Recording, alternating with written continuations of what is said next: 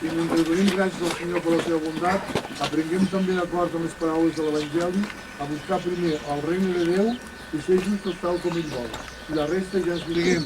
Vos, Senyor Pare Sant, que heu encarregat a l'home de cultivar la terra i guardar-la, escolteu la pregària que us fem.